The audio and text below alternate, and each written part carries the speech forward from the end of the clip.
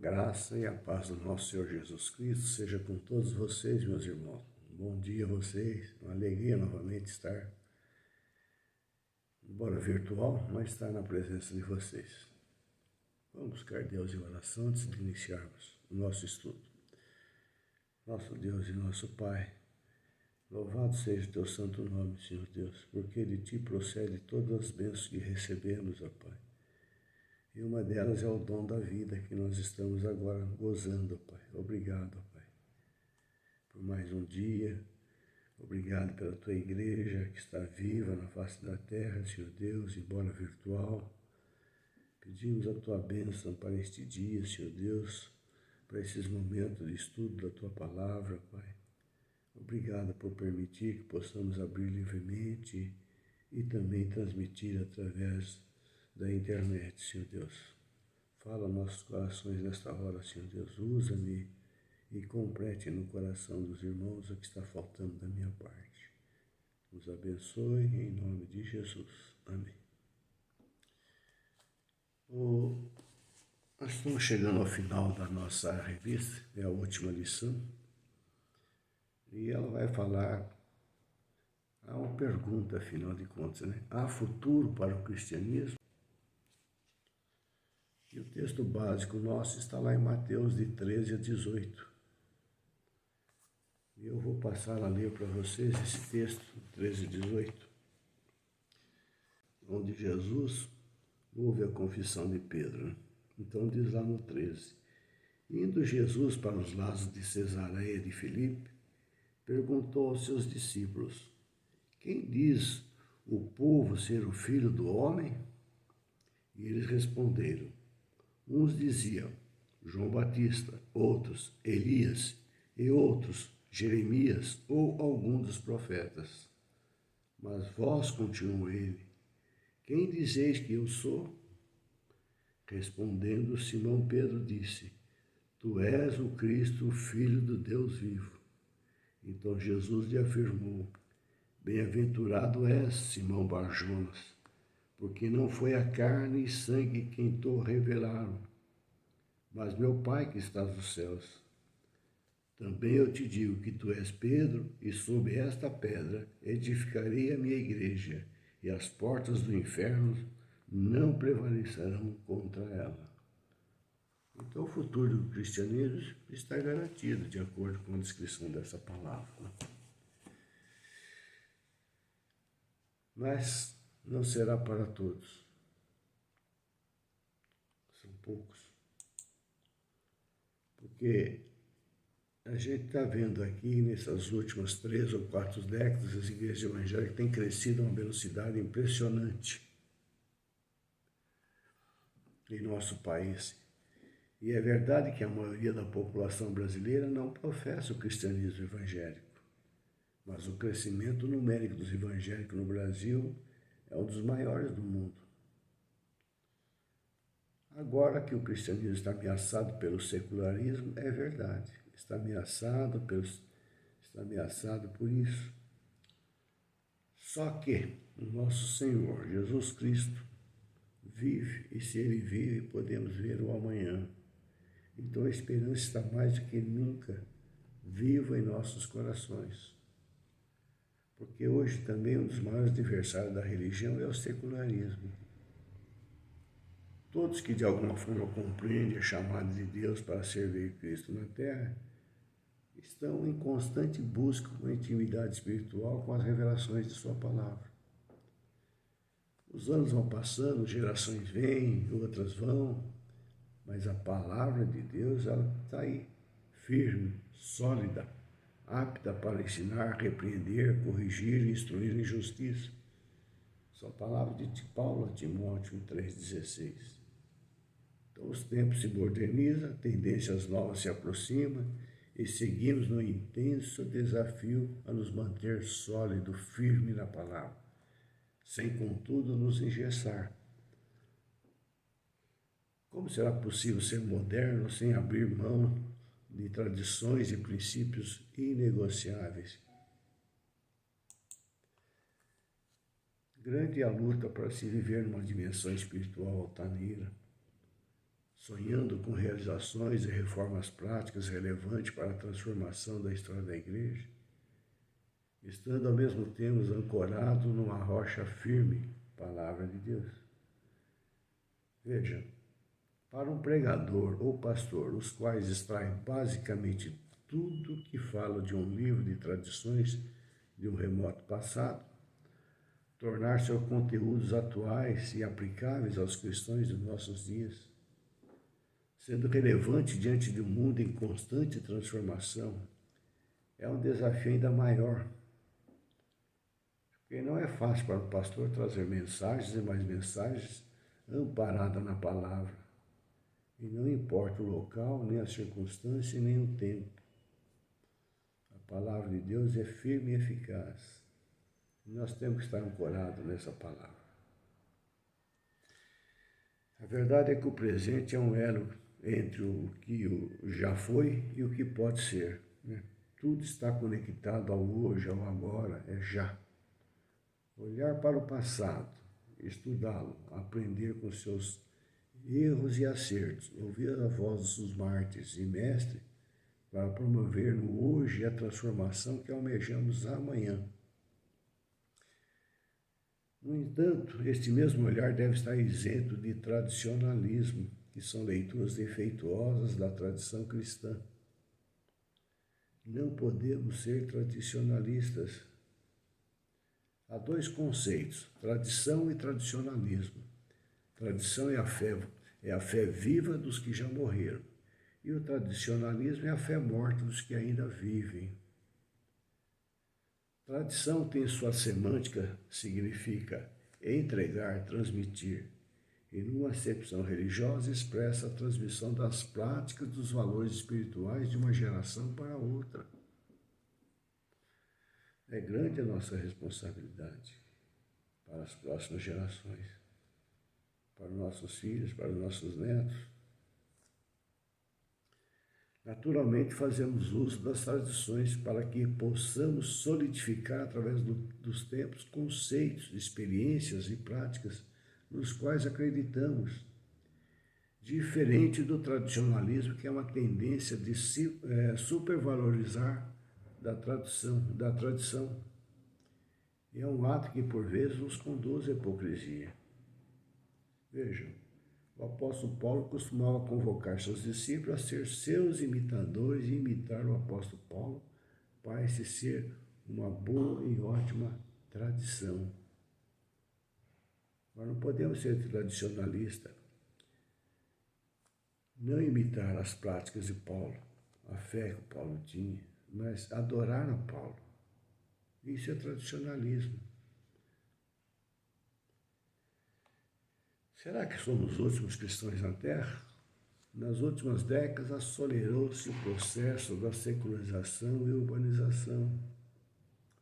O cristianismo do futuro sobreviverá se responder às exigências da autenticidade, isto é, viver o verdadeiro cristianismo, para a honra e glória de Deus. Não podemos aceitar atalho.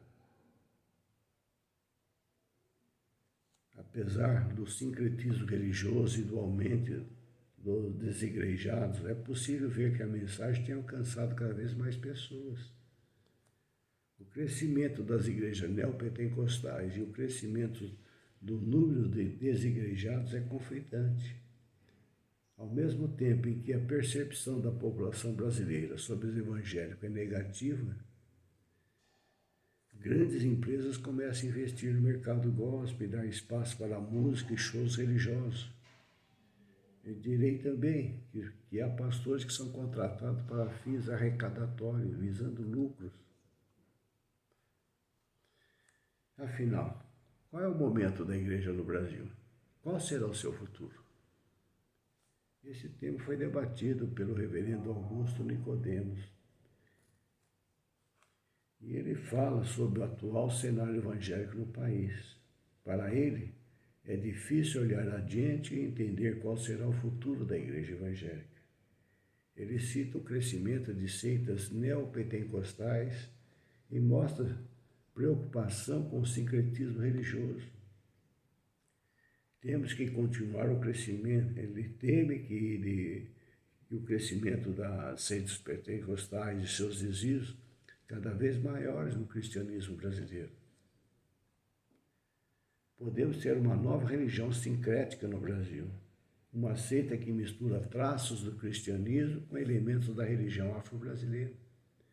Teologia da prosperidade, batalha espiritual. Em pouquíssimo tempo, ele afirmou. O reverendo Nicodemos também se mostrou preocupado com os eventos como o Festival de Promessas exibido pela Rede Globo. Ele falou, não me preocupa tanto o fato da Rede Globo exibir o show, mas a mensagem que foi passada ali.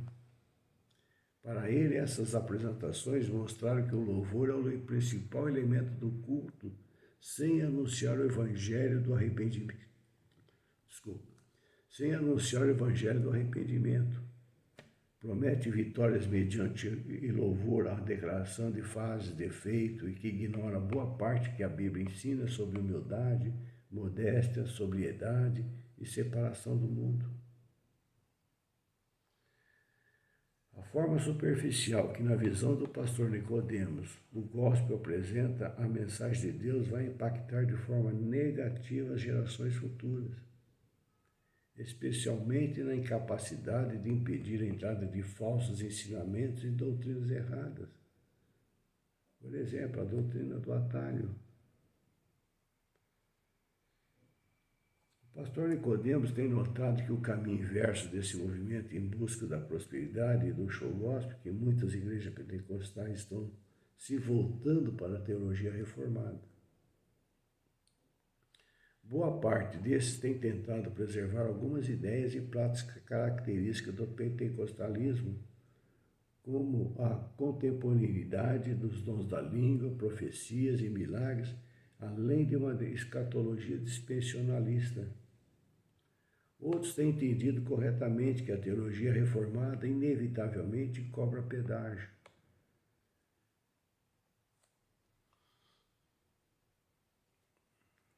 Ele vai mais adiante, ele cita aí as mídias sociais que têm uma impactação no futuro da igreja.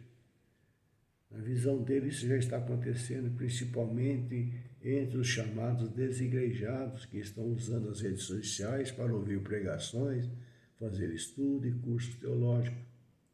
São cristãos virtuais que frequentam igrejas virtuais e têm comunhão virtual com pessoas que realmente nunca chegam a conhecer. Ele admite o benefício da tecnologia em favor do reino, mas não há substituto para a igreja local, para a comunhão real com os santos, para a celebração da ceia e do batismo, para a oração em conjunto com a leitura em uníssono das Escrituras e para a recitação em conjunto da oração do Pai Nosso. Isso não dá para fazer pela internet. A igreja virtual é composta de desigrejados e não será forte o suficiente em tempos de perseguição. Por isso, meus amados irmãos, como está a vossa saúde? Você está bem ou você está doente? Não estou falando da sua saúde física, mas sim da vossa saúde espiritual. Você está preparado espiritualmente para o grande dia, para o grande encontro com Jesus? Você está tomando leite espiritual todos os dias? Se você não está se alimentando, vão ficar fracos e começa a deixar fazer a vontade de Deus. E às vezes o motivo de você vir a cair é porque você não está dando atenção à importância devida à palavra de Deus. Então a doença espiritual toma conta de você. Porque as forças do mal querem de todo modo destruir você e a tua fé cristã. E nós não podemos ser ingênuos e ignorar que o mal não existe. O mal está no mundo. E Satanás está ao nosso derredor. No momento que falhamos, é onde ele age, onde ele coloca dúvida na sua cabeça.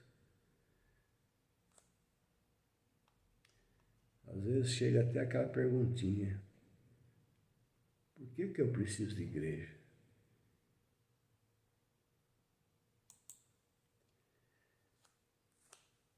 Para isso, para o enfrentamento desses tempos, nós devemos olhar firmemente para o autor e consumador da nossa fé.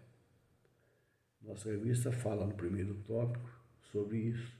Está baseada lá em Hebreus 12, 2. E ele, depois que ele faz a demonstração da fé dos patriarcas, ele conclui que o cristão, após crer na mensagem do Evangelho, que é a carreira que está proposta, nós devemos ser perseverantes no Evangelho. Para nos mantermos perseverantes, é preciso olhar firmemente para o autor e consumador da nossa fé. E quem é o autor e consumador da nossa fé? Jesus Cristo. Então, desses versículos, extraímos quem é o autor da fé, ou seja, quem deu origem à crença dos cristãos. Jesus é o consumador. Refere-se àqueles que realizou todos os atos para que fosse possível a nossa salvação. Fé, neste verso, faz referência a Cristo, o fundamento dos bens futuros. Cristo é a essência, a base do que é anunciado no Evangelho. Ora, a fé é o firme fundamento das coisas que se esperam. O escritor aponta a Cristo como autor e consumador da fé como exemplo a ser seguido. Os que creem devem observar a Cristo, e esse versículo apresenta elementos acerca de Cristo. Havia uma promessa específica para Cristo, o qual, pelo gozo que estava proposto. Diante do prêmio proposto, Cristo suportou, desprezou a ignomia da cruz, e ele assentou-se à destra de Deus.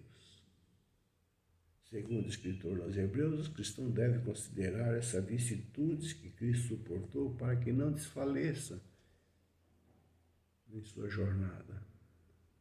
Da mesma forma que Cristo tinha uma promessa, os cristãos têm de Deus uma promessa através do Evangelho, a salvação. A fé que nos foi dada aos homens não contempla os problemas do dia a dia.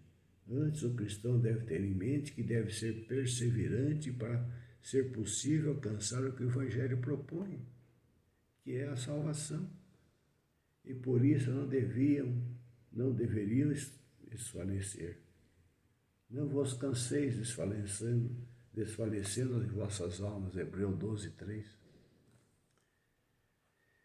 Precisava considerar Cristo como sendo o autor e consumador da fé. Não teve em conta a oposição dos pecadores, antes tinham à vista ao prêmio proposto. Da mesma forma, os cristãos não poderiam desfalecer, antes deviam olhar firmemente para Jesus para podermos alcançar o prêmio proposto no Evangelho, que é a nossa salvação. A fé é a confiança do cristão em Deus, e muitas das vezes não livra os cristãos das afrontas, antes de concede forças necessárias para que venha a resistir firme na esperança proposta, pois o combate do cristão pode estender-se até sangue.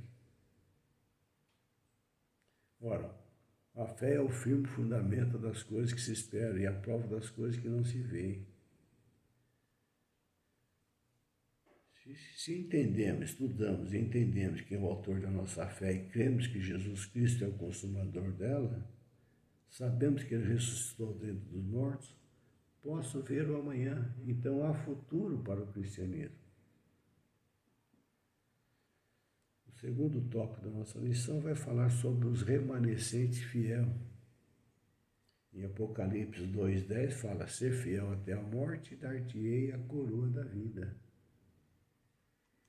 Para algumas igrejas ou para alguns líderes, não é difícil encher um estádio de futebol ou colocar uma multidão de milhares de pessoas marchando pelas ruas de grandes cidades, uma demonstração de fé, como é o caso da Marcha para Jesus.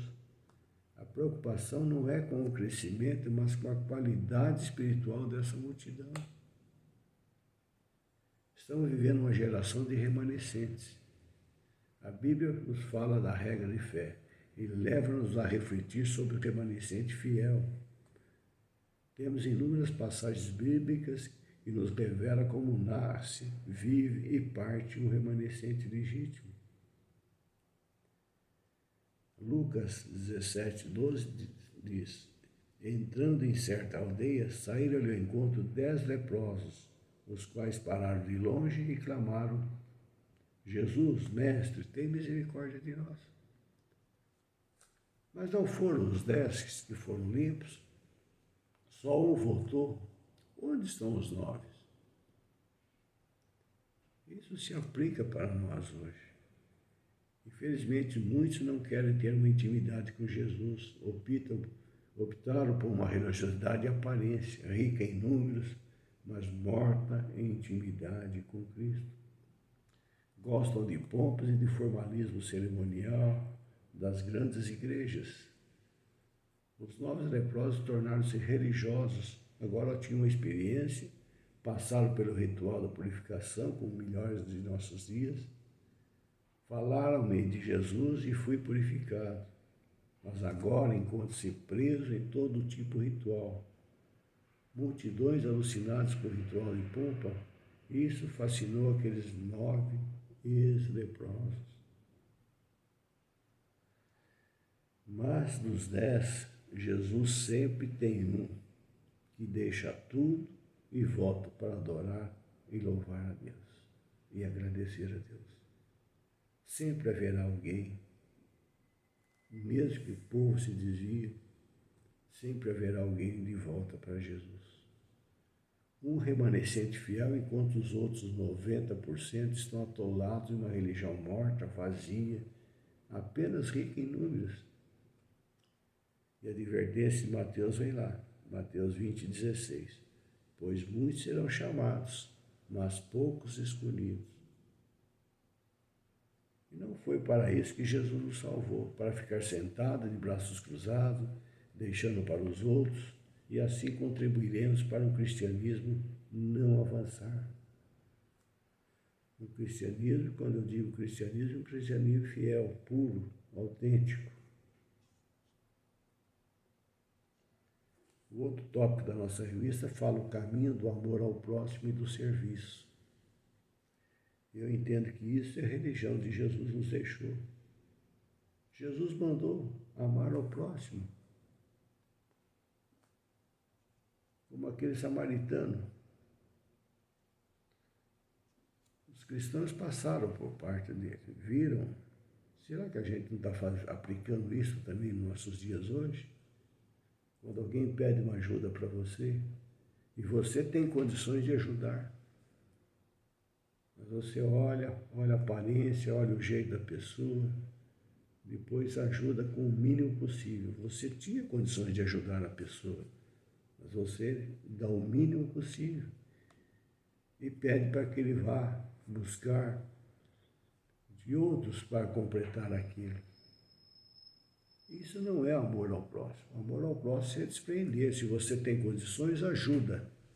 Não sei de que forma, mas se você tem condições, ajuda.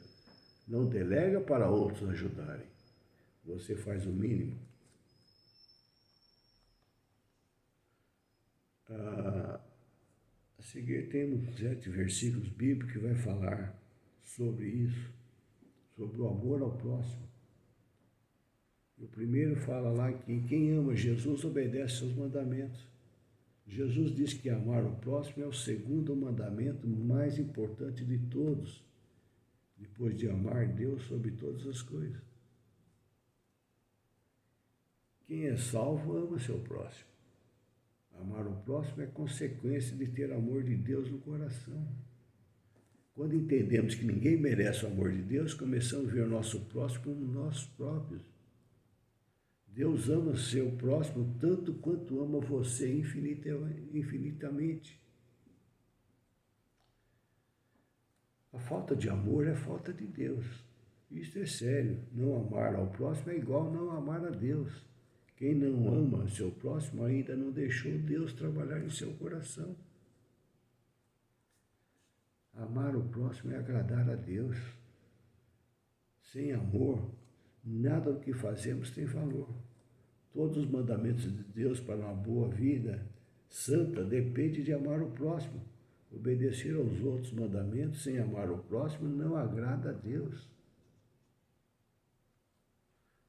Porque o amar é um bom testemunho. Uma ação vale mais do que 1000 palavras.